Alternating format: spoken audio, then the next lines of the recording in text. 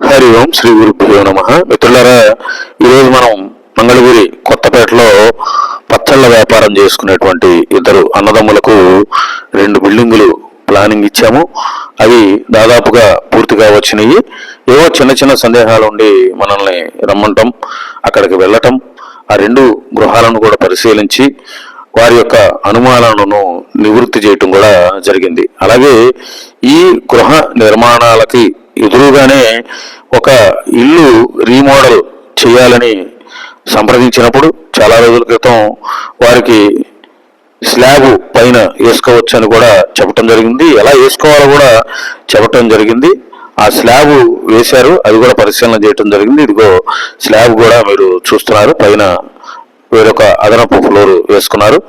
ఇలా ఈరోజు మనం వేరొక గృహాన్ని కూడా సందర్శించడం జరిగింది. అది కుప్రవ్ కాలనీ 11వ లైన్లో ఇదిగో గృహం చూస్తున్నాము. ఈ గృహంలో కూడా ఏ దోషము లేదు. అయితే వీరు ఉత్తరవాయువు పెరిగినటువంటి స్థలాన్ని కట్ చేసుకున్నారు.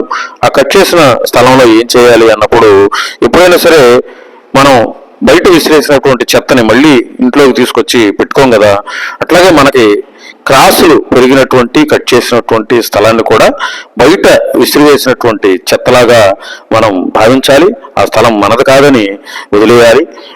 మీ ఇంటి నిర్మాణంలో వాస్తు దోషాలకు సంప్రదించండి. జై గురుదేవ్. శ్రీ గురుభ్యో నమః.